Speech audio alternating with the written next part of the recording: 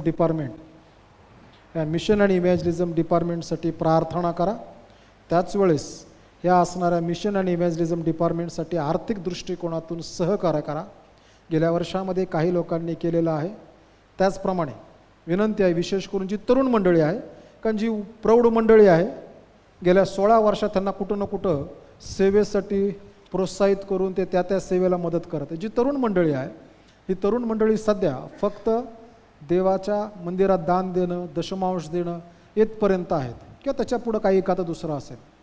परंतु आज जर तरुण मंडळी जी कामाला लागलेली आहे ह्यांनी जर या सेवेला सपोर्ट करायला जर सुरुवात केली तर साधारणतः पुढचे 15 ते 20 वर्ष तुम्ही सेवा करता.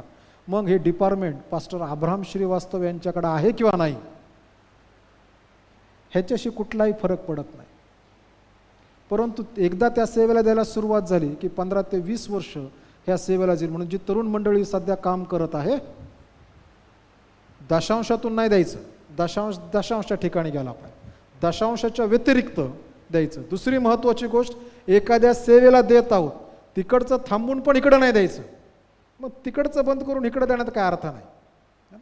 आणि म्हणून जी तरुण मंडळी आहे त्यांना विशेष करून प्रोत्साहन आहे. प्रार्थना करा, देवाला विचारा की देव आम्ही दर महिन्याला किती देऊ, कारण की यातून देवाच्या वचनाची सेवा होते. कारण की कोरिन्थीकरास पहिले पत्र यामध्ये संत पाऊल 9व्या अध्यायामध्ये लिहित असताना असं म्हणतो, आम्ही दिल्याने ज्यावेळेस पवित्र जणांच्या गरजा भागवल्या जातात त्या ठिकाणी देणं उत्तम आहे. आणि म्हणून ह्या कॉन्फरन्सच्या असणाऱ्या मिशन आणि इव्हॅन्जलिझम डिपार्टमेंट या असणाऱ्या डिपार्टमेंटसाठी आर्थिक सहकार्य करूयात, प्रार्थना करूयात. याची जबाबदारी माझ्याकडे आहे. दुसरी आजच्या भक्तीतली आनंदाची गोष्ट ती ही आहे, आज प्रभू भोजनाला जी 3 पुरुष मंडळी वर आली ही सगळी देवदूतासारखी पांढरी शुभ्र दिसत होती आणि मला आनंद वाटला. रंगीबेरंगी शर्ट घालून येण्यापेक्षा पांढरं शर्ट कधी पण चांगलं आहे ना. मुक्ती मिशनला जर तुम्ही गेलात, मुक्ती मिशनला महिन्याच्या पहिल्या रविवारी प्रबोधन असतं. स्त्री आणि पुरुष दोघंही प्रबोधन वाटतात. परंतु स्त्री असो की पुरुष असो ते सगळेचे सगळे पांढऱ्या पोशाखामध्ये असतात. कधीतरी जा एकदा पहिल्या रविवारी, बघा किती सुंदर वाटतं. मला आनंद वाटला की तिघची तिघं सुंदर दिसत होती. म्हणून उभा राहून गाणं गायलं. उगच नाही घातले शेवटचं कडवं, तुम्हाला पण बघायला भेटावे. बरं नाही, शेवटचं कडवं गाण्याच्या मागचा दृष्टिकोन आहे. आजचा जो संदेश आहे त्या संदेशाकडं ते असणारी आपली वाटचाल आहे. प्रिय बंधू भगिनींनो, मागच्या आठवड्यापासून आपण सुरुवात केली पुनरुत्थित ख्रिस्ताचे मंडळीला पत्र. आणि मागील आठवड्यामध्ये आपण ह्या 7 मंडळालाच पत्र का लिहिली, त्यानंतर त्याचे 4 मुद्दे पाहिले. मग इफिस्करास मंडळी काढालो त्याविषयी पाहिले. आज आपण दुसऱ्या मंडळीकडे लक्ष लावत आहोत. पुनरुत्थित ख्रिस्ताचे मंडळीला पत्र भाग 2 स्मुर्ना मंडळी. तुमच्याकडे काल जे हे आलेलं आहे फ्लायर जे आलेलं आहे त्या फ्लायरमध्ये पुनरुत्थित ख्रिस्ताचे स्मुर्ना मंडळीला पत्र असं म्हणून उल्लेख त्यावरती आहे. आम्ही ज्यावेळेस या मंडळीकडे पाहतो 7 मंडळापैकी ही एक मंडळी आहे की ज्या मंडळीमध्ये पुनरुत्थित ख्रिस्ताला दोष आढळत नाही. सुंदर मंडळी आहे. मग त्यांच्यामध्ये दोष नव्हता असं नव्हतं, परंतु ख्रिस्त त्या दोषापेक्षा त्यांच्या इतर गोष्टी फार जमेच्या आहेत. आणि म्हणून ज्यावेळेस आम्ही स्मुर्ना मंडळीकडे येतो, प्रोनाउन्सिएशन काय असेल, स्मुर्ना असेल, स्मिर्ना असेल, स्मरणा असेल, परंतु स्मुर्ना मंडळी ही जी मंडळी आहे या मंडळीकडे आल्यानंतर 7 मंडळातली दुसरी मंडळी, ज्यावेळेस इफिस्करास मंडळीच्या दूताला पत्र लिहून झालं, तिथून मग घड्याळाचा काटा ज्याप्रमाणे फिरतो त्यावेळेस दुसरं ठिकाण इफिसपासून येतं ते स्मुर्ना. आणि स्मुर्ना मंडळीकडे आल्यानंतर स्मुर्ना मंडळी आजही त्या जुन्या स्मुर्ना शहरामध्ये आजही मंडळी भरते. स्मुर्ना मंडळी आजही त्या ठिकाणी भरते. काही अवशेष जुन्या चर्च आहेत त्या ठिकाणी नाही. नवीन असणाऱ्या स्मुर्ना शहरामध्ये आजही काही ऑर्थोडॉक्स चर्चेस आहेत. ग्रीक ऑर्थोडॉक्स, ग्रीकांचं आणि टर्कीचं आजही जमत नाही. आणि म्हणून ज्यावेळेस आम्ही पाहतो त्यावेळेस त्यांना थोडी अडचण आहे. परंतु जुनं चर्च जे ते आहे 7 मंडळांना ख्रिस्ताने ज्या वेळेस पत्र लिहायला लावली त्यापैकी 6 मंडळांमध्ये किंवा 6 ठिकाणी मंडळ्या दिसत नाही. ही एकमेव मंडळी स्मुर्ना मंडळी आहे. ही तेव्हापासून टप्प्याटप्प्याने चालू आहे. दुसरी महत्वाची गोष्ट, स्मुर्ना शहर. स्मुर्ना या शब्दाचा अर्थ आहे ग्लोरी ऑफ आशिया. आशियाचं असणारं गौरव, आशियाचा असणारा सन्मान, क्राऊन ऑफ आशिया, आशियाचा असणारा मुकुट.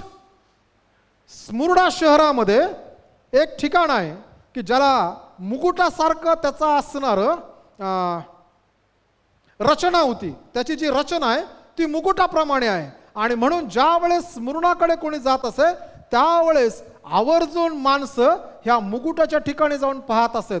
आज ज्या वेळेस मंडळी स्मुर्ना शहराकडे जाते किंवा विश्वासणारे लोक ही शहरं पाहण्यासाठी जातात, गेल्यानंतर त्या ठिकाणी असणारं हे जुनं मुकुट वजा जे स्थान आहे ते पाहिलं जातं. आणि गाईड आनंदाने आणि आठवणीने सांगतो, तुम्ही ज्या ठिकाणी उभा आहात हे जे ठिकाण आहे हे ठिकाण मुकुटासारखं दिसणारं ठिकाण आहे. आणि म्हणून ह्या शहराला फार महत्त्व प्राप्त होतं. तिसरी महत्त्वाची गोष्ट, हे जे शहर आहे हे बंदर आहे. ह्या बंदरावरून पुष्कळ जहाजं जातात आणि येत होते. पुष्कळ व्यवहार घडत होता. हे व्यवहाराचंच ठिकाण आहे. या ठिकाणी धनदौलत पुष्कळ आहे. जे लोक त्या ठिकाणी राहणारे आहेत ते बहुतेक सगळे श्रीमंत लोक आहेत. यांच्याकडे श्रीमंती ओसंडून वाहत आहे. पुष्कळ पैसे या लोकांकडे आहेत. पुढची महत्वाची गोष्ट, कैसराच्या दृष्टिकोनातून जर पाहिलं तर कैसराच्या प्रांतापैकी ह्या भागामध्ये असणाऱ्या प्रांतामध्ये एकमेव ठिकाणी कैसर तिबिरियस नावाचा कैसर होऊन गेला. त्याच्या नावाने जर मंदिर बांधलं गेलं असेल तर ते केवळ ह्या स्मुर्ना शहरामध्ये, आणि ते बांधण्याची परवानगी कैसराने त्यावेळेस दिली. परंतु या ठिकाणी स्मुर्ना शहरामध्ये तिबिरियस कैसराचं मंदिर बांधत असताना त्या ठिकाणी ही कैसराची इच्छा नव्हती. तिबिरियस कैसराची इच्छा नव्हती. तर जी लोक स्मुर्ना शहरामध्ये राहत आहेत त्यांना तिबिरियस कैसराविषयी बराचसा सन्मान होता, बऱ्याच गोष्टी होत्या.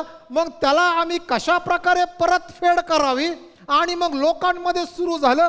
आणि या ठिकाणी तिबिरियस जो आहे तो स्वतःला देव म्हणवत नाही, परंतु लोकांनी त्याला देव करण्यासाठी त्या ठिकाणी तिबिरियस कैसराचं मंदिर बांधण्यात आलं.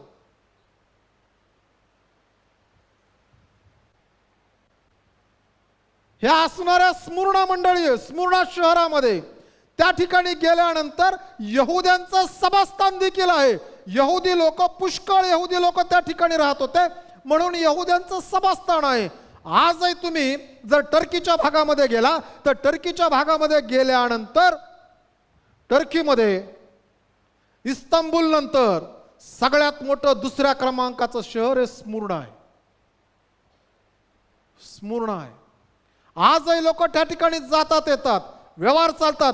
तेव्हापासून म्हणजे ख्रिस्ताने पत्र लिहिलं पहिल्या शताब्दीमध्ये, तेव्हापासून आजपर्यंत स्मुर्नाचं असणारं बंदर काही उद्ध्वस्त झालं नाही. हे आहे तसंच आहे, टप्प्याटप्प्याने वाढत गेलं. एकदा सगळं शहर उद्ध्वस्त झालं, परंतु ह्या शहराने पुन्हा पुनर्जीवन प्राप्त केलं. लोकांनी पुन्हा हे शहर उभा केलं. अशा असणाऱ्या ह्या स्मुर्ना शहरामध्ये ख्रिस्ताचे विश्वासणारे लोक आहेत. त्या ठिकाणी मंडळी आहे, आणि ह्या मंडळीला पुनरुत्थित ख्रिस्त जो स्वर्गारोहित आहे तो लिहिताना असं म्हणतो संत योहानाला, योहाना स्मुर्ना येथील मंडळीच्या दूताला लिही, स्मुर्ना येथील मंडळीच्या पालकाला लिही, स्मुर्ना येथील मंडळीच्या पुढारीपण करणाऱ्या असणाऱ्या त्या मेंढपाळाला लिही. प्रिय बंधू आणि भगिनींनो, अनेक वेळेस देवाचा आशीर्वाद ह्या मंडळीच्या सेवकाकडून, याजकाकडून मंडळीकडे वाहतात. कधीही यार्देन नदी उलटी वाहत नाही. मंडळीकडून याजकाला कधी आशीर्वाद भेटत नाहीत, याजकाकडनं मंडळीला आशीर्वाद आहेत.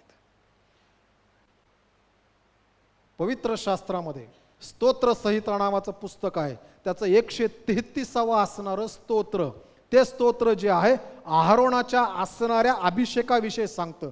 परंतु त्या अभिषेकाविषयी सांगत असताना त्या ठिकाणी लिहिलेलं आहे की बंधुनी ऐक्याने एकत्र राहणे किती चांगले व मनोरम आहे.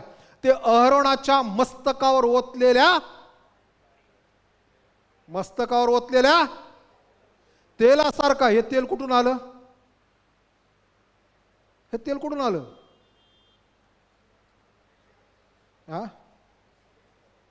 कुठून आलं तेल? ज्या वेळेस परमेश्वराने मोशेला सांगितलं सिनाय पर्वतावरती, मोशे मी तुला सांगतो निवास मंडप असा बनव, त्याच्या संगती याजक असावं. याजक म्हणून मी आरोनाच्या कुळाला निवडत आहे. आरोनाच्या कुळातील निवडलेल्या लोकांचा अभिषेक होणं गरजेचं आहे. ह्या अभिषेकासाठी तू वेगळं तेल तयार करणं गरजेचं आहे. देवाने सांगितलं माझे लोक जे आहेत त्यांनी माझं निवास मंडप असावा, माझ्या याजकाची वस्त्र असावीत, माझ्या याजकाचा अभिषेक व्हावा. म्हणून त्यांनी अमुक 7 प्रकारच्या असणाऱ्या वस्तू आहेत, त्या 7 प्रकारातच त्यांनी दान देणं गरजेचं आहे. तेच दान स्वीकारलं जाणार होतं. त्याच्यापैकी दान होतं तेलाचं. हे तेल इस्रायल लोकांनी आणून मोशेकडे दिलं. तोपर्यंत ते ऑर्डिनरी तेल आहे. तोपर्यंत ते ऑर्डिनरी तेल आहे.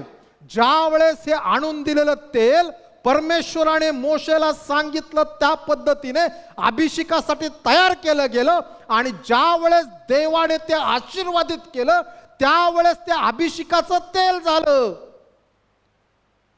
मला अनेक जण विचारतात पाळक साहेब तुम्ही दानपत्रावर प्रार्थना का करता, एखाद्याला का सांगत नाही? त्याचं कारण हे आहे, तुम्ही ज्यावेळेस दान घेऊन येता त्यावेळेस देवाचा सेवक ह्या नात्याने ज्यावेळेस मी त्याच्यावर प्रार्थना करतो त्यावेळेस ते देवाच्या राज्याच्या साठी आहे. तुम्ही देताय तोपर्यंत मनामध्ये तुमचं वैयक्तिक आहे.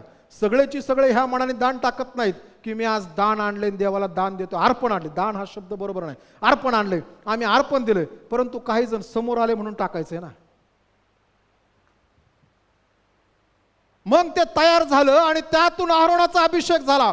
आरोनाला दाढी होती आणि म्हणून आरोनाच्या मस्तकावर ओतल्यानंतर हे तेल आशीर्वादित झालं आणि मग ते खाली वाहिलं. आरोनाच्या असणाऱ्या दाढीमध्ये ते उतरलं. मला हिंदी ट्रान्सलेशन फार सुंदर वाटतं.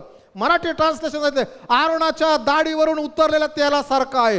हिंदी ट्रान्सलेशन मध्ये सिंचा हुआ, त्या दाढीमध्ये सगळं तेल गच्च भरलं ओतलेलं आणि मग ते तेल आरोनाच्या उरावर आलं किंवा छातीवर आलं. त्या छातीवरती असणारे 12 वंशाचे 12 मणी आहेत आणि ह्या प्रत्येक वंशाच्या नावाने मणी आहे. तो त्याच्यावरती भिजला. आधी अहरोन आशीर्वादित झाला, मग ते आशीर्वादित झाले आणि मग ते वस्त्राच्या काठापर्यंत जातं तेल. आणि म्हणून आशीर्वाद ज्या वेळेस येतात त्यावेळेस येत असताना देवाच्या सेवकापासून आमच्याकडे आशीर्वाद येतात. मंडळीपासून उलटे आशीर्वाद कधी वाहत नाहीत. यार्दन नदी कधी उलटी वाहत नाही.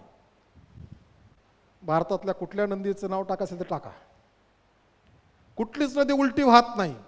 आशीर्वाद नेहमी वरून खाली येतात आणि हे आलेले आशीर्वाद ज्याला भेटतात ते आशीर्वादित होतात. आणि म्हणून या ठिकाणी पुन्हा पुनरुत्थित ख्रिस्त हे पावडा असं म्हणतो, स्मुर्णा मंडळीच्या दूताला आली. प्रिय बंधू आणि भगिनींनो, ज्या वेळेस देवाचे सेवक, देवाचे मेंढपाळ ह्यांना देवाचं वचन प्राप्त होतं आणि ते सांगतात त्यावेळेस ते सांगत असताना आमच्याकडे आल्यानंतर आम्ही ते स्वीकारतो. पाळायचं की नाही हा ज्याचा त्याचा वैयक्तिक प्रश्न आहे. आशीर्वाद प्राप्त करायची की नाही हा ज्याचा त्याचा वैयक्तिक प्रश्न आहे. मागच्या आठवड्यात बरेच जण म्हटले मला आज जरा फारच कडक होतं. मी म्हटलं कडक नव्हतं, आशीर्वादित होतं. कडक नव्हतं, आशीर्वादित होतं. प्रिय बंधू आणि भगिनींनो, आशीर्वाद ज्यावेळेस देव, म्हणून देवाकडून एकाकडून दुसऱ्याकडे ज्यावेळेस देव जुन्या करारात बोलत होता त्यावेळेस त्या कराराच्या कोशामधून देव मोशेशी बोलायचा आणि मोशे बाहेर जाऊन लोकांना सांगायचा. ज्यांनी ऐकलं त्या आशीर्वादित पाहिले, ज्यांनी ऐकलं नाही त्यांना देवाने शिक्षा केली किंवा शापित केलं. म्हणून अनुवादाच्या पुस्तकाच्या शेवटच्या अध्यायामध्ये मोशे लिहिताना असं म्हणतो, ज्या आज्ञा विधी मी तुम्हाला सांगितलेले आहेत त्याप्रमाणे जर तुम्ही केलं तर आशीर्वादित व्हाल, जर नाही केलं तर ही शिक्षा तुम्हाला प्राप्त होईल. आणि म्हणून तो म्हणतो ली स्मुरणा मंडळीच्या दूताला ली. प्रिय बंधू भगिनीनो, एवढं सांगतो याचं कारण आहे, ह्या मंडळीला ख्रिस्त दोष लावत नाही, तरी ख्रिस्त आपला पॅटर्न बदलत नाही. तो म्हणत नाही मंडळीतले सगळे लोक चांगले आहेत, मंडळीला ली नाही, दूताला ली. तो माझा मध्ये हस्तक आहे, त्याच्याकडूनच खाली घ्यायला जायला हवं. मी नियम न बदलणारा देव आहे. मी त्याला त्यासाठी स्थानापन्न आणि नेमस्त केलेला आहे. प्रिय बंधू भगिनी, म्हणून तो म्हणतो त्या दूताला लिही. ज्या वेळेस पत्र लिहिलं गेलं त्यावेळेस यदा कदाचित ह्या मंडळीचा पाळक पॉलिकार्प असावा.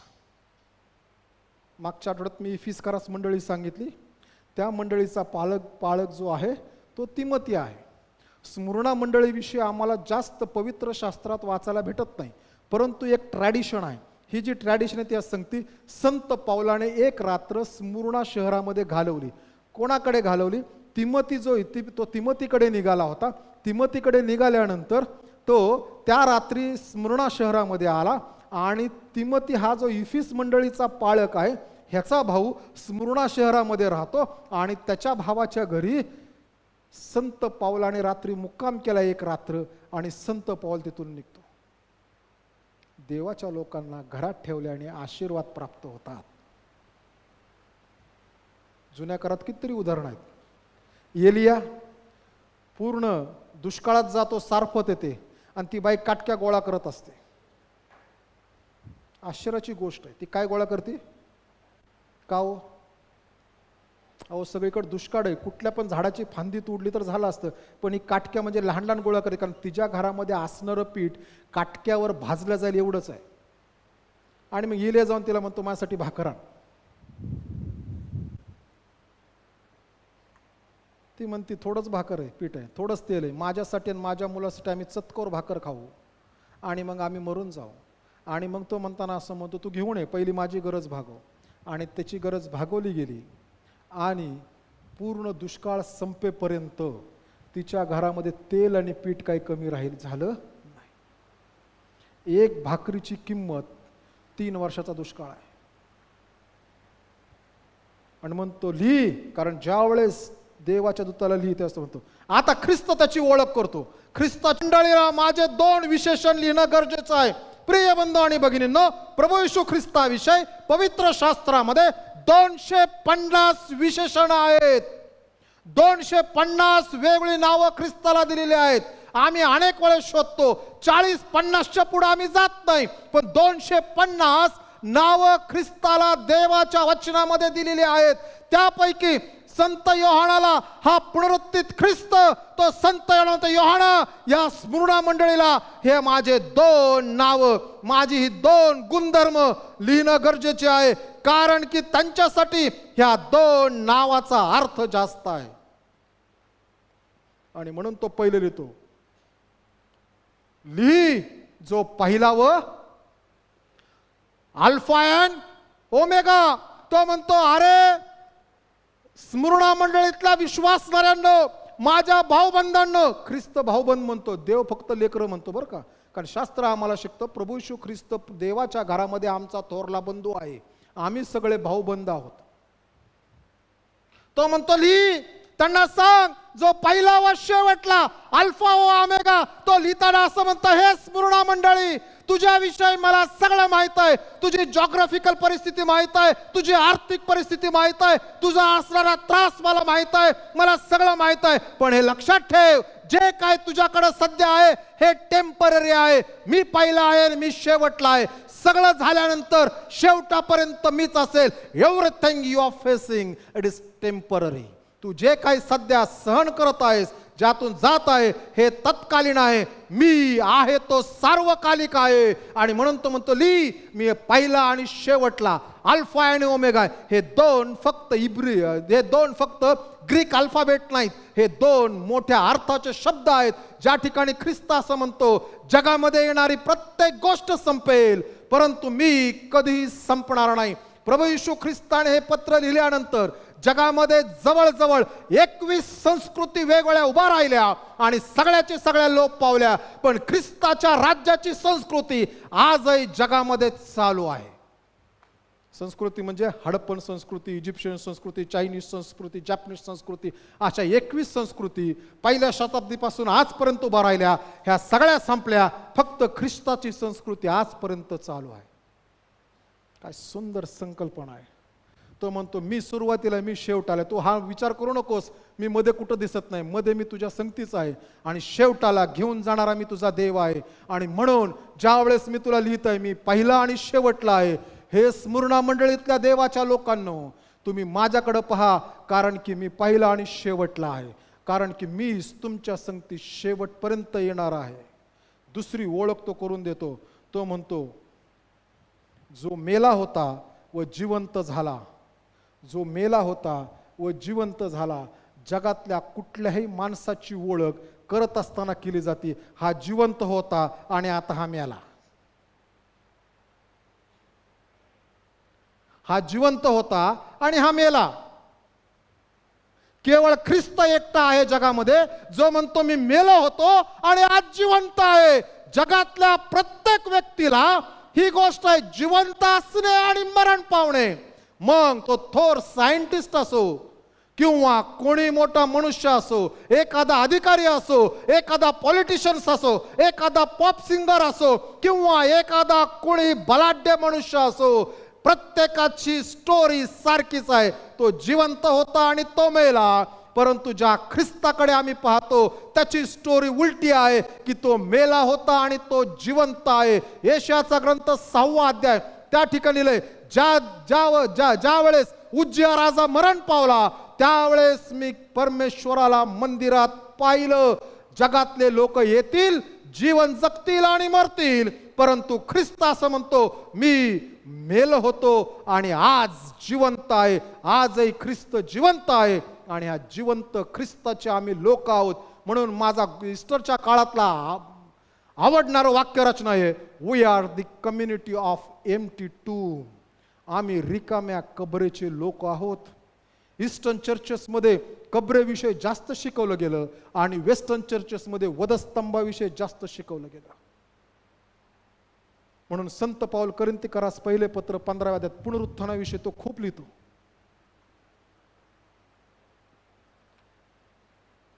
तो म्हणतो मी मेलो होतो पण आज जिवंत आहे. तो आज आमच्यामध्ये आहे. आणि पुनरुत्थित ख्रिस्त म्हणतो ज्या ठिकाणी दोघे किंवा तिघे माझ्या नावाने एकत्र असेल त्यांच्यामध्ये मी आहे. प्रिय बंधू भगिनींनो, ज्या ठिकाणी 2-3 लोक एका मनाने एकत्र येतात ख्रिस्ती विषय त्या ठिकाणी आहे. मलाकीच्या पुस्तकामध्ये मलाकी लिहिताना असं म्हणतो, देवाचे लोक ज्यावेळेस एकत्र बसले होते आणि ते बोलत असताना देवाने ऐकलं. म्हणून आम्ही सावध असायला हवं की आम्ही काय बोलतो. कधी कधी आम्ही एखाद्याची निंदा करतो आणि त्या निंदेमुळे आम्हाला त्रास होतो. कठीण आहे. कधी कधी आम्ही अशा गोष्टी बोलतो की ज्या गोष्टी बोलायला नकोय. ख्रिस्त म्हणतो मी तुमच्या संगती आहे, मी तुमच्यामध्ये आहे. मी मेलो होतो पण आज जिवंत आहे. आम्ही पुनरुत्थित ख्रिस्तावरती विश्वास ठेवणारे लोक आहोत. आणि स्मरणा मंडळी तो असं म्हणतो, हे स्मरणा मंडळी मी आजही जिवंत आहे, मी आजही जिवंत आहे आणि मी तुमच्या संगती. मग तो पुढे म्हणतो 9वं वचन, आता ह्या मंडळीचे असणारे काही गुणधर्म त्यांनी लिहिलेत आणि त्या गुणधर्मामध्ये लिहित असत ते केवळ गुणधर्म नाहीत. मागच्या आठवड्यात मी सांगितलं, पहिल्या अध्यायात लिहिले संत पाऊल असं म्हणतो, मी पाहिलं की कोण आहे त्याला वळून पाहावं. आणि ज्यावेळेस मी वळून पाहिलं त्यावेळेस 7 समयामध्ये ख्रिस्त फिरत आहे. प्रिय बंधू आणि भगिनींनो, ख्रिस्ताने उगाच लिहिलं नाही सांगू, पण ख्रिस्त स्मरणा मंडळीमध्ये गेला. स्मरणा मंडळीत त्याने तपासून पाहिलं की हे लोक काय करत आहेत, ह्यांचा विश्वास काय आहे, ह्यांची माझ्याविषयी प्रीती काय आहे, ह्यांची माझ्याविषयी आस्था काय आहे, ह्यांचं माझ्या सुवार्तेविषयी ह्यांचं असणारं द्योतक काय आहे, हे ज्यावेळेस माझ्याकडे येत आहेत त्यावेळेस ह्यांची मनोवृत्ती काय आहे, हे ज्यावेळेस माझ्या संगती बोलत आहेत त्यावेळेस त्यांची विचारसरणी काय आहे, ज्यावेळेस ही मंडळी म्हणून ह्या शहरामध्ये सध्या आहे त्यावेळेस ह्या मंडळीचा वर्ल्ड व्ह्यू काय आहे, ह्या मंडळीचा दृष्टिकोन काय आहे. ख्रिस्ताने 7 समयामध्ये फिरत असताना ख्रिस्त सेल्फी काढण्यासाठी 7 समयात फिरला नाही. बाहेर एक सेल्फी स्टँड उभा केला चर्चने. 75 अमृत महोत्सवाच्या निमित्तानं भारत देशामध्ये बरेच ठिकाणी सांगितलं फोटो काढा आणि पाठवा साहेबाला, मग साहेबांचं सर्टिफिकेट येईल. ख्रिस्त सेल्फी काढण्यासाठी आणि फोटो काढण्यासाठी त्या 7 समयात नाही आला, ख्रिस्त शोधण्यासाठी आला की ही स्मृणा मंडळी काय करते. मी जे माझ्या शिष्यांना मत्तई 28:19 मध्ये सांगितलं होतं, 19 आणि 20, तुम्ही जाऊन सर्व राष्ट्रातील लोकांना शिष्य करा. काय स्मृणा मंडळी शिष्य करते काय? ख्रिस्त ते शोधत होता. तुम्ही जाऊन त्या शिष्य करा. काय ही मंडळी जाणारी आहे का? Going church is growing church. जे चर्च जाणार आहे ना ते वाढणारं चर्च आहे. का ही मंडळी लोकांना बाप्तिस्मा देते का? अनेक वेळेस लोकांना भीती वाटते बाप्तिस्मा देण्यासाठी. नको नको काहीतरी होईल, कसं तरी होईल, काहीतरी होईल. अहो आम्ही किती सेफ गेम खेळलो तरी शेवटी मंडळीला त्रास होणारच आहे. कारण ख्रिस्ताचे शब्द आहेत, ओल्या झाडाला असं झालं तर वाळलेल्याचं काय. मंडळीला छळातून जायचंच आहे. किती सेफ गेम आम्ही खेळलो तरी आम्हाला फटके खायचेच आहेत. आम्हाला उपासमार आहेच, त्रास आहेच, छळणूक आहेच. आम्हाला ह्या गोष्टीतून गेल्याशिवाय ख्रिस्ती विश्वासणारा हा पारखून चांगलं देवासाठी योग्य असं सोनं तयार होणार नाही.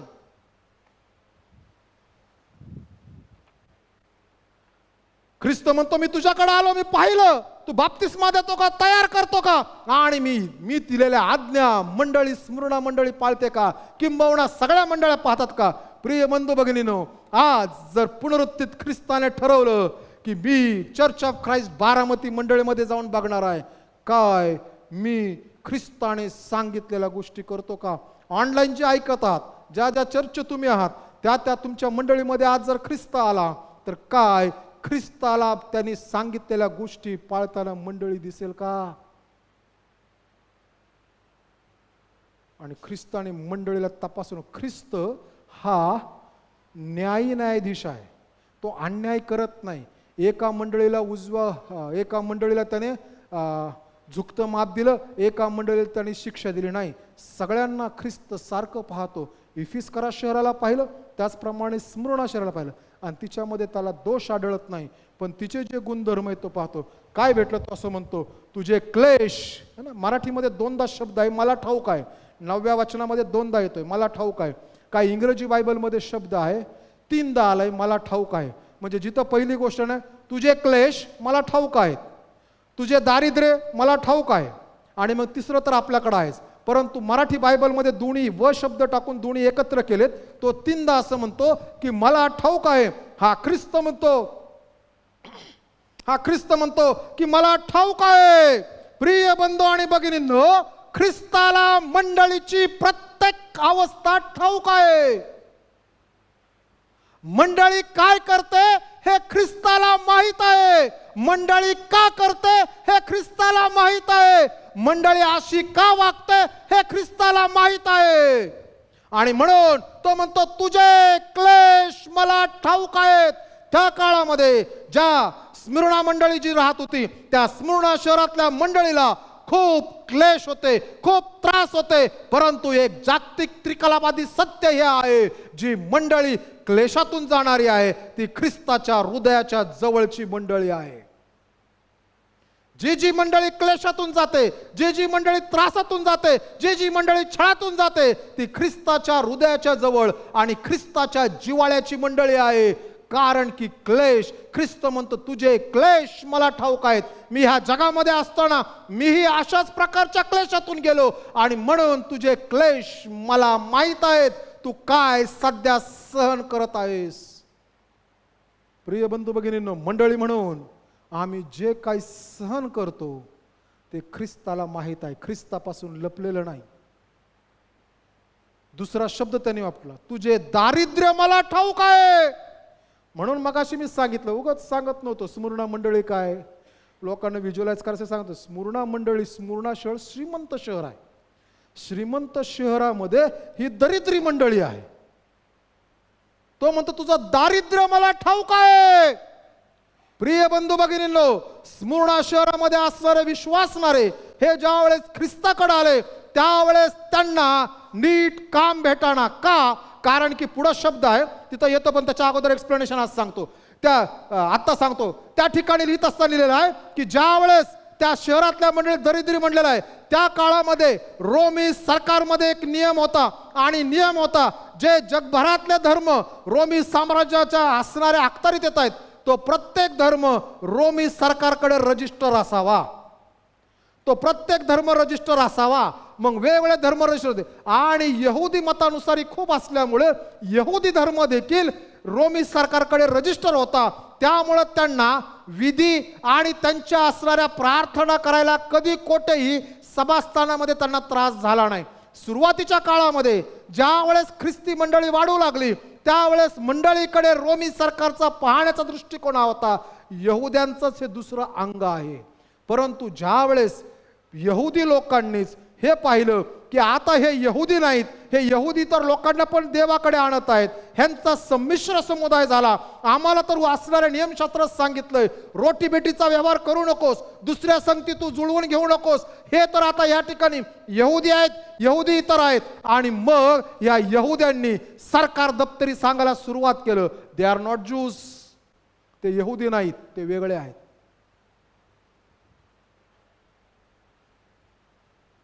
आणि जसं त्यांनी सांगायला सुरुवात केलं तसं ख्रिस्ती लोकांच्या छळाला सुरुवात झाली. ख्रिस्ती लोकांच्या नोकऱ्या जाऊ लागल्या, ख्रिस्ती लोकांच्या नोकऱ्यामध्ये कपात करण्यात आली, इन्क्रिमेंट भेटाना, त्यांच्या असणाऱ्या सगळ्या गोष्टीवरती आता बंधन येऊ लागले. आणि म्हणून ख्रिस्त म्हणतो की तुझं दारिद्र्य मला ठाऊक आहे. तो फक्त म्हणतो ठाऊक आहे नाही, तो म्हणतो मी पण जगामध्ये असताना दरिद्रीच होतो. कारण की त्याला शिष्याने विचारलं, गुरुजी तुम्ही कुठे राहता? काय म्हणालो येशू? येऊन पहा. आणि खोकड्यास? हो, म्हणजे जी पशु पक्षी प्राणी आहेत त्यांना देवाने राहायची सोय केली, पण मी त्याचा पुत्र असून मला या ठिकाणी डोकं टेकायला जागा नाही. कठीण आहे ना? ज्याने निर्मिती केली त्याला जागा नाही टेकायला. इतकंच नाही, ज्या वेळेस एकदा मंदिरात जातो, मंदिरात गेल्यानंतर एक माणूस येतो, गुरुजी तुम्ही शिकवता फार चांगलं, गोष्टी करता फार चांगल्या, परंतु तुम्ही काय चर्च पण भरला नाही, तुम्ही मंदिराचा कर भरला नाही. मंदिराचा कर तिथे लिहिलं, आजच्या भाषेत चर्च फंड. हो, तुम्ही मंदिराचा कर भरला नाही. येशूने त्याच्याकडे पाहिलं, पेत्र शेजारी होता. पेत्रा जा समुद्रात जा, जाताना गळ घेऊन जा, जाळं घेऊन जाऊ नको. ही तर सत्य आहे. काय सांगितलं? तू गळ टाक. सध्या ख्रिस्ती जगामध्ये लोक जाळं टाकायला खूप लागलेत. गळ टाक. जो मासा पहिला निघेल त्या माशाच्या असणाऱ्या तोंडात तुला नाणं भेटल, ते घेऊन ये. तुझाही कर भर आणि माझाही कर भर. माशाचं काय करायचं? परत समुद्रात सोडायचा, म्हणजे तो जाऊन अधिक मासे तयार करल, कारण की ती स्ट्रॅटेजी आहे सुवार्तेची. बरं, तो घेऊन आला आणि त्याने स्वतःसाठी आणि इतरांसाठी भरलं. प्रिय बंधू, ख्रिस्त म्हणतो मला दारिद्र्य माहीत आहे, दारिद्र्य काय असतंय मला ठाऊक आहे, मी त्यातून गेलोय, आणि म्हणून तुझं दारिद्र्य मला समजतं, ते मला ठाऊक आहे. आणि नुसतं ठाऊक नाही तर मी त्या अनुभवातून गेलो. पुढे गेल्यानंतर असं म्हणतो, तिसरी महत्वाची गोष्ट, जे यहुदी नसतात स्वतःला यहुदी म्हणतात, पण केवळ सैतानाची सभा आहेत, असे लोक जी निंदा करतात ती मला ठाऊक आहे. ह्या असणाऱ्या स्मुर्णा शहरामध्ये सभास्थान होतं यहुद्यांचं, आणि या यहुद्यांच्या सभास्थानामधून ख्रिस्ती विश्वासणाऱ्यांची स्मुर्णा मंडळीची निंदा केली जायची. तो म्हणतो ते सैतानाची सभा आहेत, ती सैतानाची सभा आहे. मागच्या आठवड्यामध्ये मी एक वाक्य सांगितलं होतं, we cannot be the bride of a Christ and girlfriend of Satan. ख्रिस्ताची वधू असताना आम्ही सैतानाची गर्लफ्रेंड होऊ शकत नाही. आजच्या ह्याच्यामध्ये गोष्ट आहे की ज्या वेळेस तो सैतानाची सभा म्हणतो, त्यावेळेस सैतानाची सभा, सैतानाची एक भाषा आहे. कोणती? सैतानाची भाषा आहे कोणती? त्या भाषेला काय म्हणतात?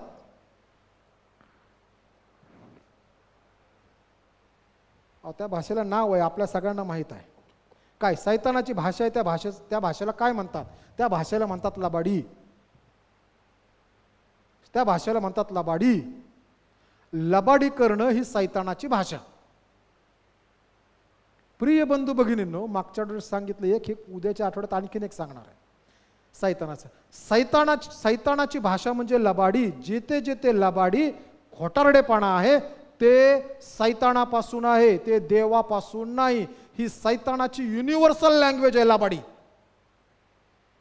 जगात एकमेव भाषा आहे की जी जगात कुठेही गेली तरी चालती. तिचे शब्द निराळे आहेत परंतु तिचा अर्थ तोच आहे. लबाडी. सैतान लबाड आणि लबाडाचा बाप आहे. तो म्हणतो ह्या ठिकाणी यहुदी असणाऱ्या ह्या सभास्थानामध्ये ही सैतानाची सभा आहे. ज्या वेळेस ते बसतात त्यावेळेस ते बसल्यानंतर देवाच्या नियमापेक्षा, देवाच्या नियमशास्त्रापेक्षा, संदेष्टांच्या ग्रंथापेक्षा, त्याचप्रमाणे स्तोत्रसंहिता आणि नीतिसूत्रापेक्षा ते जास्त विचार करतात. तो हे आहे की हे लबाडीत कसं बदलायचं आणि त्याविषयी जास्त विचार केला जातो. ते कसं करायचं. म्हणून प्रिय बंधू भगिनींनो, मंडळी म्हणून, देवाचे लोक म्हणून ज्या वेळेस आम्ही एखाद्या गोष्टीसाठी एकत्र जमतो त्यावेळेस आम्ही हे पाहिला पाहिजे की यामध्ये आम्ही लबाडीची कास धरली का. जर ती लबाडीची कास असेल तर ती सैतानाची भाषा आहे.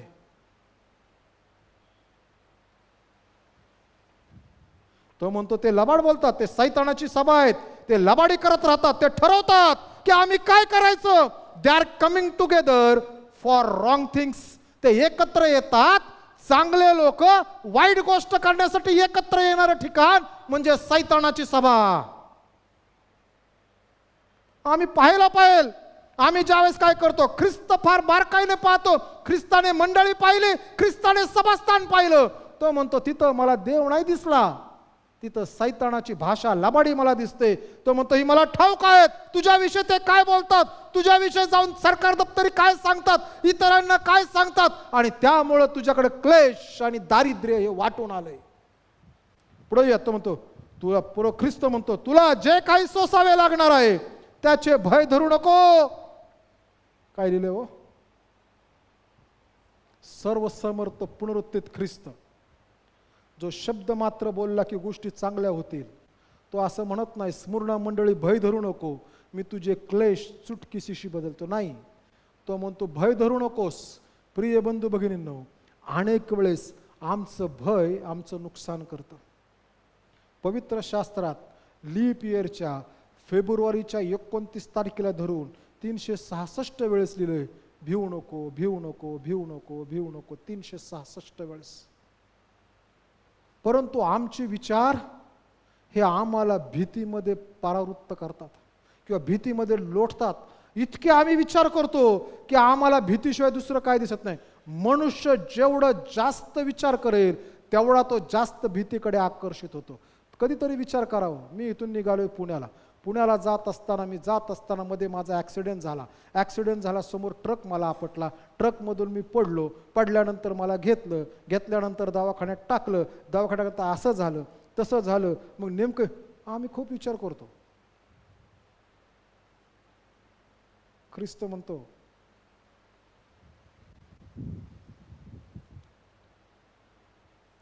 तुला जे काही सोसावे लागणार आहे त्याचं भय धरू नको. प्रिय बंधू भगिनींनो, ख्रिस्ती मनुष्य हा भय धरण्यासाठी निर्माण केलेला मनुष्य नाही. कारण की शास्त्र हे सांगतं मी तुम्हाला भित्रेपणाचा नव्हे तर संयमाचा आणि सामर्थ्याचा आत्मा दिला आहे.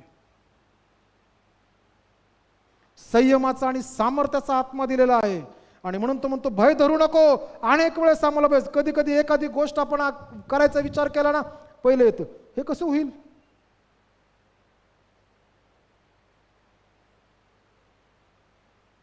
एखाद्या मुलाला पोहता येत नाही, त्याला आणलं कॅनलकडं पोह. वडील म्हणतात नको नको तो डुबून जाईल. अरे कसा डुबल, 2 आहेत ना संगते अजून तिथे बाजूला उभा धरणारे शिकवणारे.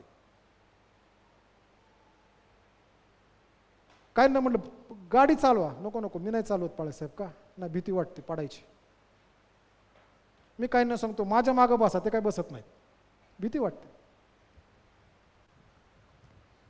आम्ही अनेक वेळेस विचार करतो आणि जो विचार आहे तो चांगल्यापेक्षा वाईटाकडे जातो. पुनरुत्थित ख्रिस्त या मंडळीला म्हणतो तू भय धरू नकोस, कारण की जे सध्या तुझ्या संगती घडत आहे ते फार थोडं आहे, तुला अजून सोसावं लागणार आहे. पण सध्याच्या ख्रिस्ती जगामध्ये येऊन लोक सांगताना असं म्हणतात ख्रिस्तावर जर विश्वास ठेवला तर तुम्ही श्रीमंत व्हाल आणि तुम्ही कधी आजारी पडणार नाही. हेल्थ अँड वेल्थ थिओलॉजी शास्त्रात कुठंच सांगितलं नाही. लोक म्हणतात ख्रिस्तावर विश्वास ठेव म्हणजे तू श्रीमंत होईल. शास्त्रात लिहिलं ख्रिस्तावर विश्वास ठेव म्हणजे तू दरिद्री होशील, तुला पळावं लागल, शेत सोडावं लागल, नातेवाईक हाकलून देतील, घरातून सोड, लांब तुला जावं लागेल. काय सांगतात ख्रिस्तावर विश्वास ठेव म्हणजे तुला आरोग्य मिळेल. शास्त्रामध्ये काही लोक आहेत की जे आजारपणाने मेलेले आहेत. आलिशा कसा मरण पावला हो?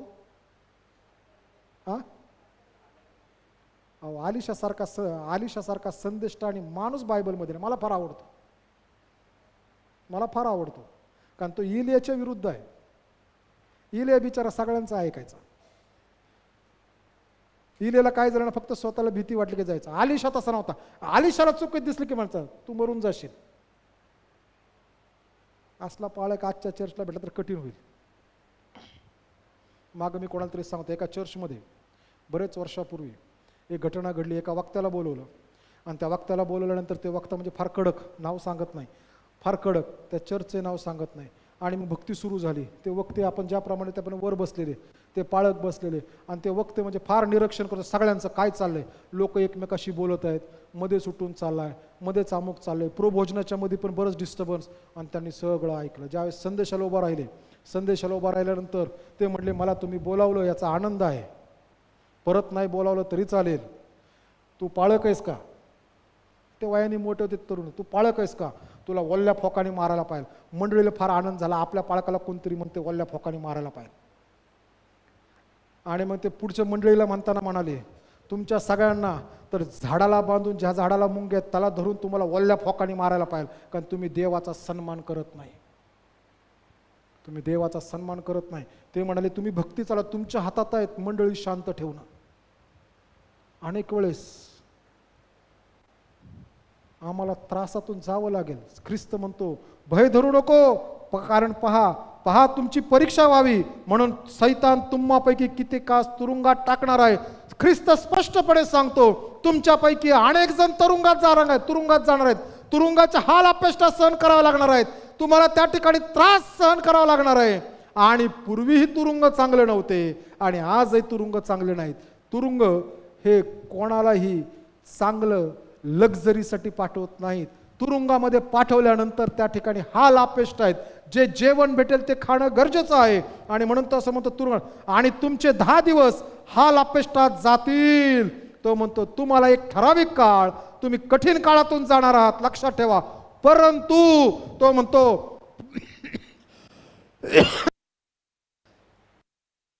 पर्यंत विश्वासू राहा म्हणजे मी तुला जीवनाचा मुकुट देईल.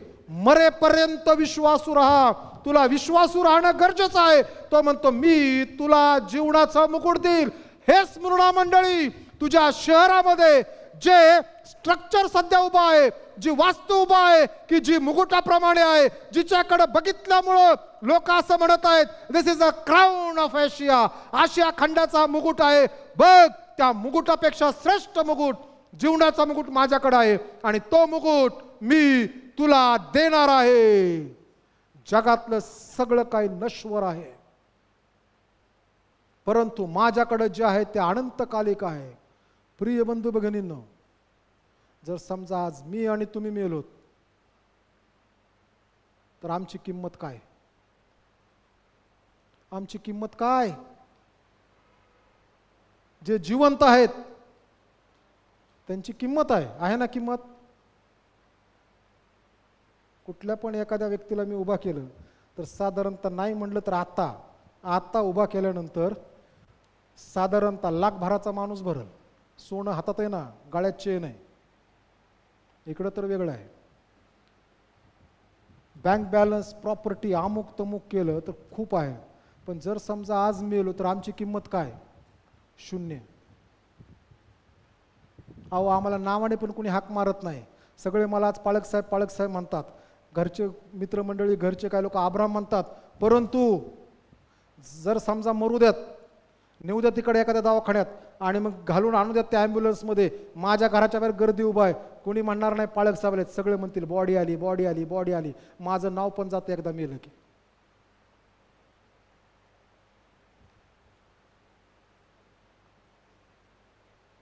काय मरेपर्यंत मी विश्वासू राहणार का? मरेपर्यंत जर मी विश्वासू आहे तर आपलं धन आम्ही स्वर्गात साठवायला सुरुवात केली पाहिजे. देवाने निर्माण केलेल्या निर्मितीमध्ये मनुष्य प्राणी हा एकटाच प्राणी असा आहे की जो पुढच्या पिढीसाठी काहीतरी गोळा करत राहतो. बाकी कुठलीही निर्मिती दुसऱ्या पिढीसाठी काही गोळा करत नाही. चिमणी कधी चिमण्याच्या पिल्याला घर देते का हो करून? नाही देत. बघा ना तुम्ही.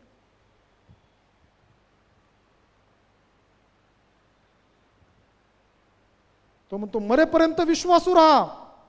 प्रिय बंधू भगिनींनो, मरावं लागलं तरी विश्वासू राहा. आणि ह्या वाक्याची असणारी ओळख ह्या स्मरणा मंडळीने करून दिली की मरेपर्यंत विश्वासू राहणं म्हणजे काय. समारोपाला मी बिशप पॉलिकार्प यांचं उदाहरण सांगतोय. तो म्हणतो आत्मा मंडळास काय म्हणतो, हे ज्याला कान आहे तो ऐको. आमचे कान आमच्याकडे आहेत का? आम्हाला देवाचं ऐकायला येतं का? तरच आम्हाला त्या जर समजा मरण पावलो किंवा ख्रिस्त येण्याच्या वेळेस अंतराळात जिवंत असू तर त्या तुतारीचा नाद आम्हाला ऐकायला येईल, नाहीतर नाही येणार.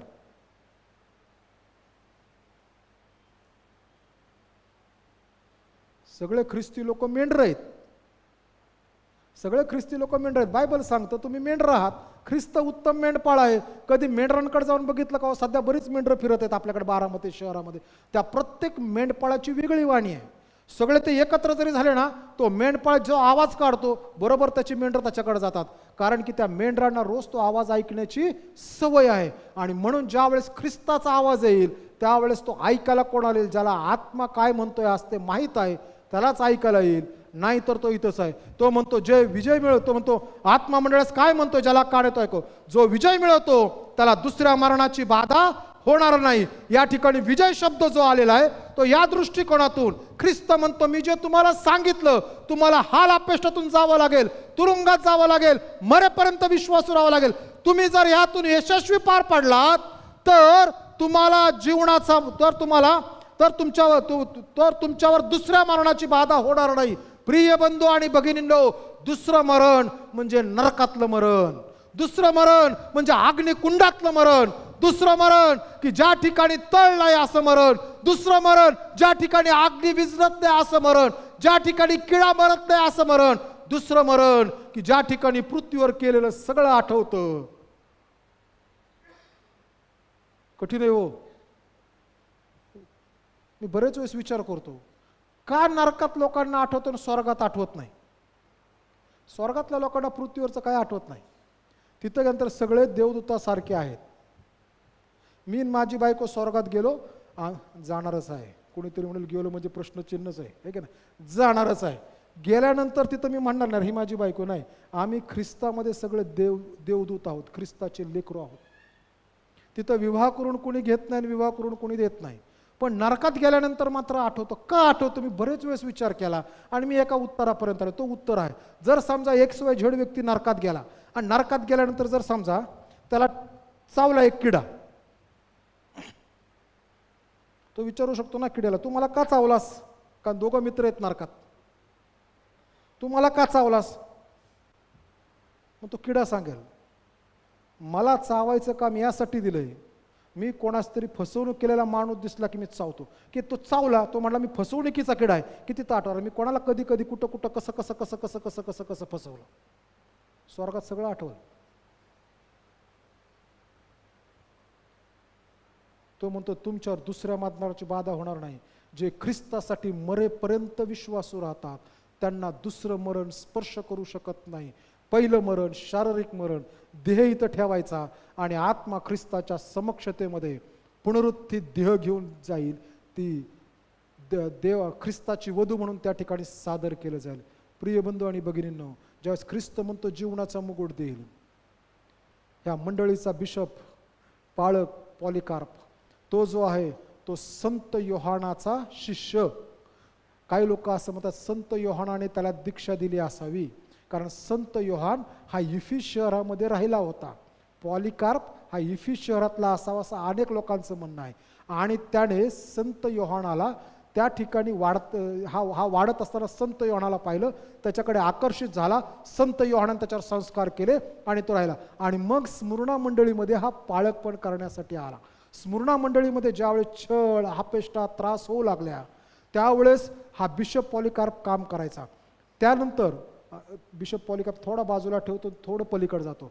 3ऱ्या शताब्दीमध्ये ज्या कॉन्स्टंटाईन बादशाह ख्रिस्ती झाला, मगाशी मी सांगतो की यहुदी लोक जे ते त्रास द्यायचे ना, आणि 3ऱ्या शताब्दीत कॉन्स्टंटाईन बादशाह ख्रिस्ती झाला. ख्रिस्ती झाल्यानंतर ह्या कॉन्स्टंटाईन बादशाह ख्रिस्ती झाल्यामुळं आता ख्रिस्ती धर्माला राज आश्रय मिळाला. आणि मग 3ऱ्या शताब्दीमध्ये ख्रिस्ती लोकांनी यहुदी लोकांचं उट्ट काढायला सुरुवात केली. त्यावेळेस तुम्ही आम्हाला त्रास द्यायचे, आता आम्ही तुम्हाला त्रास देतो. कठीण आहे ना. बिशप पॉलिकार्प.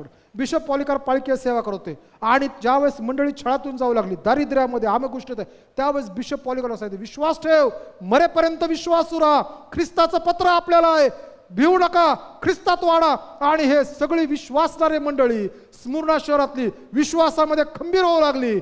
आणि कुणीतरी जाऊन त्या साहेबाला सांगितलं, अरे काय लोक येशूचा नाकार करत नाहीत, काय लोक सोडत नाहीत, मेले तरी ते चालेल म्हणतात, ते मरतात, त्यांच्या समोर त्यांची मुलं आम्ही मारत आहोत, तरी यांचं हृदय पिघळत नाही. आणि कुणीतरी येऊन सांगितलं, साहेब ह्यांचा पाळक आहे पॉलिकार्प, हा यांना प्रोत्साहन देतो, ख्रिस्ताशी विश्वासू राहायला सांगतो. ते म्हणतात, जा धरुणा. तोपर्यंत कोणाला तरी बातमी समजती, बिशप पॉलिकार्पला पकडण्यासाठी सांगितलंय. विश्वासणाऱ्याने बिशप पॉलिकार्पला घेतलं आणि एका ठिकाणी नेऊन लपवून ठेवलं, खेडेगावामध्ये, की त्याला कोणाला भेटू नये. बिशप पॉलिकार्प नाही, ते म्हणजे तुम्ही जगणं गरजेचं आहे. बिशप पॉलिकार्पला होऊ लागले. परंतु कुठून तरी बातमी मिळाली, बिशप पॉलिकार्प कुठे. मंडळीतल्या एखाद्या माणसाने सांगितले असेल, ज्याला पाळकाचं जीवन आवडत नव्हतं. कशावरून म्हणतो? कारण येशू म्हणतो, तुमचा भाऊच तुम्हाला धरून देईल. इतक्या वर्ष सेवा केली आणि खूप त्रास दिला, असंच जागा, तसंच करा, हेच करा, आता भेटलाय तावडीत. आणि त्यांनी सांगितलं, साहेब तिथं सोल्जर दारात गेले, दार वाजवलं. 86 वर्षाचे हे सद्गृहस्थ, 85-86 सद्गृहस्थ. दार उघडलं, समोर पोलीस दारात उभा आहे. त्याने विचारलं, काय हवं आहे? ते म्हणले, बिशप पॉलिकार्प. ते म्हणले, आतमध्ये या. तुम्ही फार लांबून आलेला दिसताय, थकले, तुमच्यासाठी थोडं जेवण बनवतो. त्यांना जेवण बनवून चारलं. ते म्हणले, मीच बिशप पॉलिकार्प आहे, परंतु मला 2 तास द्या, मला 2 तास द्या. ह्यांना प्रश्न पडला की 2 तास कशासाठी मागत आहे. ते म्हणले, मी परत 2 तासांनी तुम्हाला भेटतो. आणि बिशप पॉलिकार्प तिकडं बाजूला गेले त्यांच्या प्रार्थनेच्या ठिकाणी, आणि त्या ठिकाणी प्रार्थना करू लागले, हे देवा, हे मला घेऊन जायला आलेत, मी ह्यांच्या संगती चाललोय, मरेपर्यंत विश्वासू राहण्यासाठी तुझी कृपा तू माझ्यावर ओत. मी अनेकांना सांगितलं, आता मला विश्वासू राहू देत. आणि बिशप पॉलिकार्पला धरून त्या साहेबाच्या समोर उभा केलं. त्या साहेबाने बिशप पॉलिकार्पला पाहिलं, अरे तुम्ही तर फार वयोवृद्ध आहात, तुम्हाला माझ्याकडून ऑफर आहे, ख्रिस्ताचा नाकार करा आणि जीवन जगा, नाहीतर ख्रिस्तासाठी मारा. आणि बिशप पॉलिकार्प म्हणाले, साहेब, ज्या देवाने मला 86 वर्ष नाही नाकारलं, ज्या ख्रिस्ताने मला वधस्तंभावर तो मरण पावला हे समजल्यानंतर त्या ख्रिस्ताने मला त्याला मिठी मारण्याची परवानगी दिली, जो माझ्या जीवनामध्ये कृपा ओतत राहिला, ज्याने मला क्षणभरी दूर केलं नाही, काय मी थोड्या वेळासाठी त्याला दूर करू काय? समोर बसलेल्या माणसाला खूप राग आला. तो म्हणला, ह्याला जाळा. असे वधस्तंभावर जाळायचे. का जाळायचे? हात बांधून ठेवायचे, पाय, कोणी पळून जाऊ नये. बिशप पॉलिकार्प म्हणाले, मी पळालो तरी तुम्हाला भेटेल, 86 वर्षाचा आहे, मी इथंच झोपतो. बिशप पॉलिकार्पला झोपवण्यात आलं. ज्योत मागवण्यात आली. ज्योत पेटवली गेली.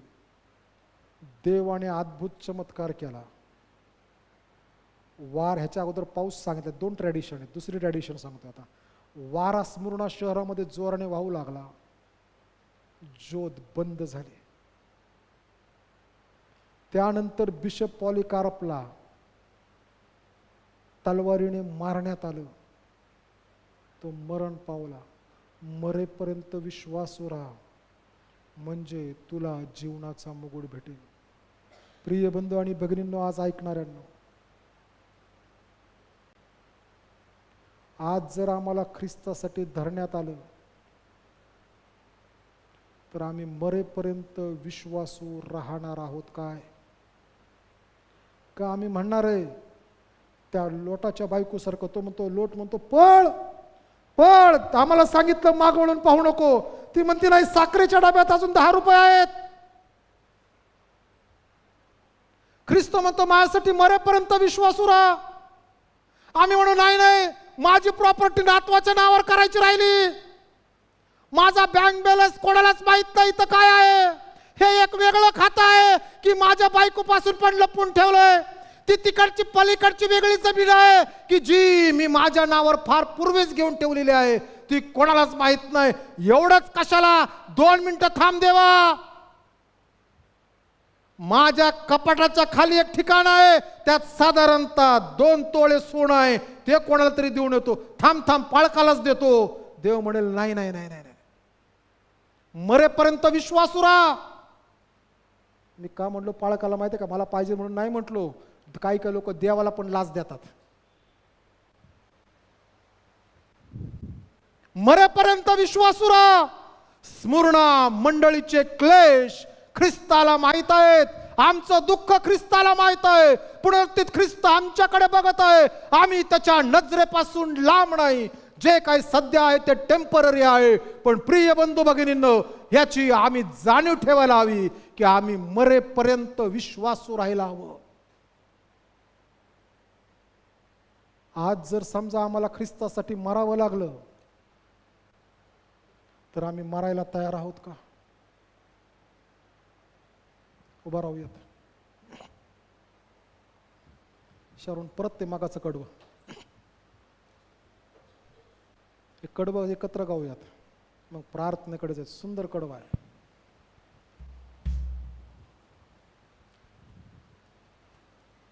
आम्हाला देवाने ज्यासाठी बोलावलेलं आहे ते करणं गरजेचं आहे. आमची सेवा देवाने प्रत्येकाला दिली, ती पूर्णतेत जाणं गरजेचं आहे. आमच्या सेवेला वेगवेगळ्या वाटा फोडू नका. देवाकडे लक्ष लावूयात, कारण मरेपर्यंत विश्वासू राहावं म्हणून परमेश्वर आम्हाला बोलावतो. तू है सच्चा जिंदा खुदा है, तुझ पर ही भरोसा मेरा. तू है सच्चा जिंदा खुदा है, तुझ पर ही भरोसा मेरा. सेवा पूरी करके पाऊं इनाम प्रभु है सादो वरदान. सेवा पूरी करके पाऊं इनाम प्रभु है सादो वरदान. धन्यवाद के साथ स्तुति गाऊंगा, है यीशु मेरे खुदा. उपकार तेरे हैं बेशुमार, कोटि कोटि स्तुति धन्यवाद. कोटि कोटि स्तुति धन्यवाद. हे प्रभुदेवा, आम्ही तुझ्या नावाला धन्यवाद देतो. गीत करता म्हणतो त्याप्रमाणे देवा, ज्या सेवेसाठी तू आम्हाला पाचारण केलं ती पूर्णतेस घेऊन जाऊन तुझ्या समोर उभा राहता येईल आणि तुझ्यापासून आम्हाला बक्षीस प्राप्त करता येईल अशी तुझी कृपा तू होती. स्मरणा मंडळी तुझ्याशी विश्वासू राहिले म्हणून आजही त्या शहरामध्ये तुझे विश्वासणारे लोक आहेत. आणि ती मंडळी विश्वासू राहिल्यामुळं आजही त्या ठिकाणचं बंदर वर्षोनवर्ष आहे आणि त्यासाठी आम्ही तुझ्या नावाला धन्यवाद देतो. परमेश्वर, आम्ही आमचं समर्पण तुझ्या हातामध्ये करतो, कारण की तुला आमची प्रत्येक गोष्ट माहीत आहे. तुझ्या हातात येतो, तुझी कृपा तू, आणि प्रसंग जर आमच्यावर ओढवला तर मरेपर्यंत विश्वासू राहण्यासाठी तुझी कृपा आमच्या संगती असू दे. आमचा सहाय्यकर्ता आणि पुढारी हो. प्रार्थना येशूच्या द्वारे मागतो म्हणून तो ऐक. आमेन. हे आमच्या स्वर्गातील पित्या, तुझे नाम पवित्र मानले जा. तुझे राज्य ये. जसे स्वर्गात तसे पृथ्वीवरही तुझ्या इच्छेप्रमाणे हो. आमची रोजची भाकर आज आम्हास दे, आणि जसे आम्ही आपले ऋणी आसरून सोडले आहेत तसेच तू आमचे ऋणी आम्हास सोड, आणि आम्हास परीक्षेत आणू नकोस, तर आम्हास वाईटापासून सोड. कारण की राज्य, सामर्थ्य आणि गौरव ही सर्व काळ तुझीच आहे. आमेन. आता देव जो बापाची प्रीती, तारणाऱ्या प्रभू येशू ख्रिस्ताच्या कृपा आणि प्रेमळ पवित्र आत्म्याची सहभागिता आम्हातील प्रत्येकाबरोबर, देवाच्या सर्व लेकरांबरोबर आता आणि येशूचे दुसरेने होईपर्यंत असो. आमेन. देव